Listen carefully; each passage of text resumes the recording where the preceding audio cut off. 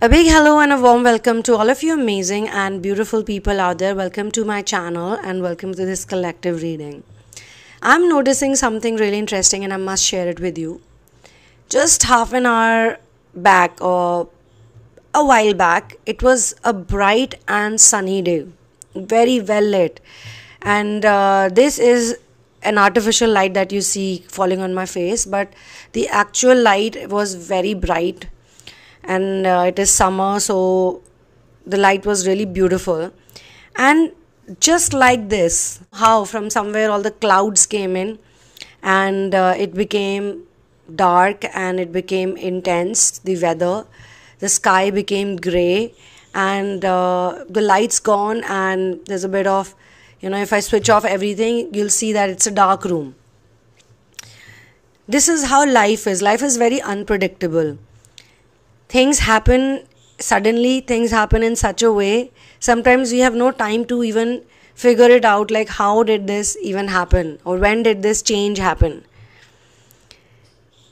Now this is not related to this collective reading. This collective reading is about a person who has a crush on you. Before I dive deep into this channeling session, this collective reading, I would like to thank all of my subscribers who are here, and for the new subscribers, you guys please subscribe to this channel and turn on the bell icon so that you never miss any update. You can also contribute to this content by using this code. This is for Indian people.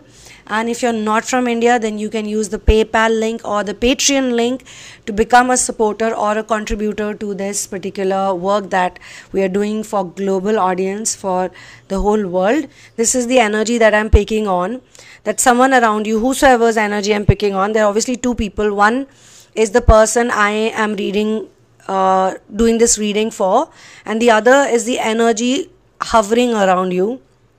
It has an impact on you, of course. There's an intensity, which is what I can pick onto. This person has a soft energy. This is a soft person. This is not a hyper person. It's not a loud person. It's not like a chatty person. This person's got dreamy eyes, kind of dreamy, passionate eyes. And I sense that you also have some kind of liking for this person. You don't want to label that liking right now. But you also pick onto their sexual energy, like they have a sexual energy. You can read their energy and you sense that they have the potential to do really cool things. They also have the potential to enter surrender, like they are also in some kind of ascension journey, but they're still stuck in runner-chaser dynamic. And runner-chaser dynamic is not always physical. For some people, it's a very mental thing. So every time they like a person, they always play that game of runner-chaser with them. Unknowingly, subconsciously. You may have even told them about it personally, like, you're playing this game, but they are not fully there is what you understand. They are not fully there in terms of understanding your spiritual ways. They like you, maybe they like the way you look, maybe they like the way you speak, maybe they find you very attractive, maybe you are, it's not just about the looks, it's also because of your talents, your skills, your personality traits, lot of things. You are a high vibrational being, and I sense you are very creative, whosoever I'm picking on. You're full of energy, and it's a different kind of energy that you have. Why I say that is because when people are stuck in lust, it's a low frequency energy, it's a low vibrational energy. When people are stuck in lust, they cannot fully express their creativity, like not 100%. But if 25% also lust is there, that means there will be craving, which is Trishna. There will be desires, Ichha. There will be a lot of other 3D things that will come into play and that spoil the experience, that spoil the expression. Whereas a person who has no lust energy is really beautiful in terms of expressing and living life and experiencing life. So that's why they have so much energy. They can do 100 things in a day and not get tired and still be able to sleep on time and wake up early. Whereas many people are not able to do that because they don't have the pure motivation. They don't have the pure motivation which is free from all of these worldly things. So whosoever I'm picking on, you have the type of energy, a high vibe energy, pure energy. You don't want to entangle into a sexual connection. Okay?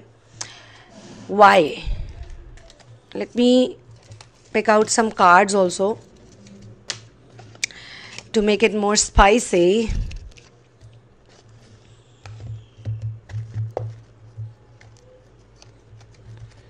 Why you don't want this connection?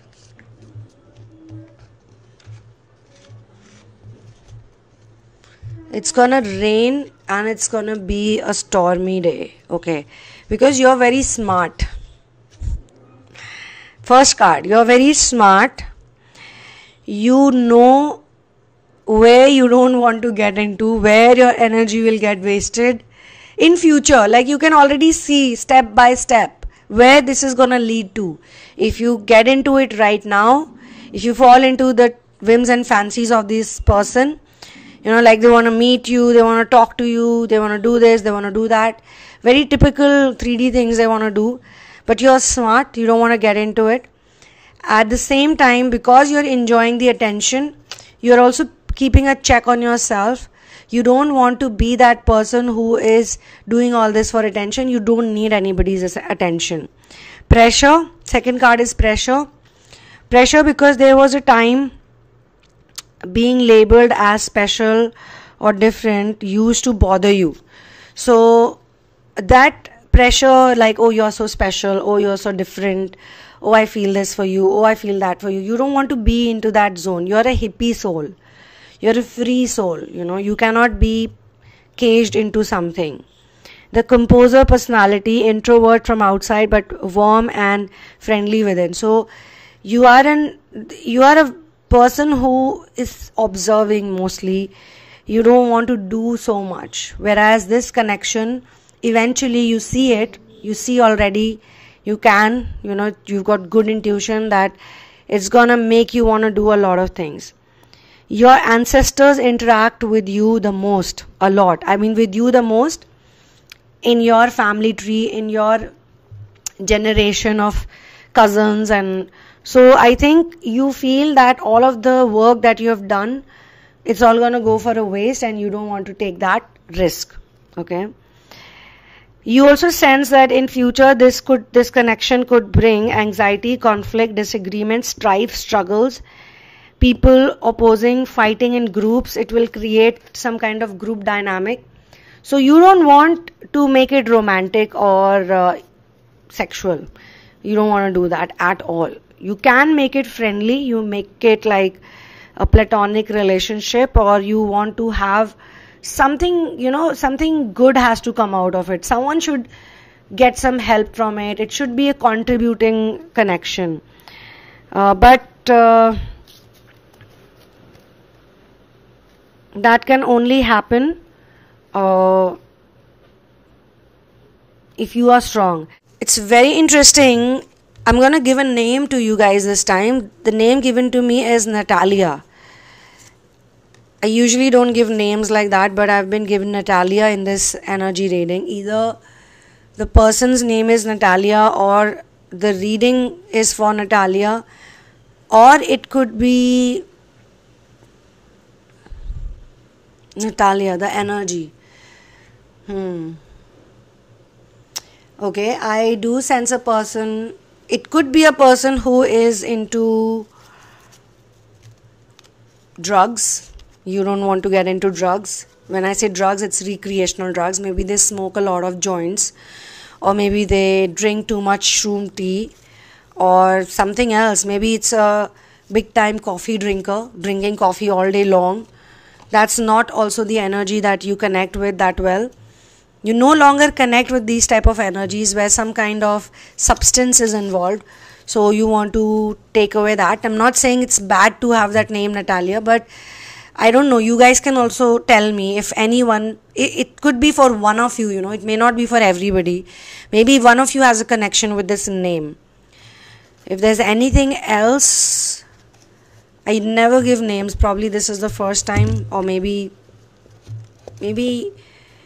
few years back, maybe in 2020 I have given some names in some videos. Sowing what you reap. Wow. So that's also something you sense in this connection. You don't want to sow any seeds that will become difficult for you to reap later on. I also feel that this person has a lot of rejection anxiety, the one that you're dealing with. So they feel that you're going to reject them, and they don't want to get rejected by you, which is why they're making too many efforts. Now it's become completely dark outside, and it's making me look a bit scary, I think. I've not turned on the actual light. There is some kind of misalignment of values also, because I also pick on asexual energies coming from you. You could be a person who's either you don't want to do these things, involve physically with anyone. You are very intimate person, but not in the boom shakalaka way. You don't want to go all that way. That's like passe for you. You've grown a lot as a person in the last few years. So physical attraction, materialistic possessions, unnecessary things, that's not your connection type. For an asexual person, the emotional connection is much more important than the physical connection.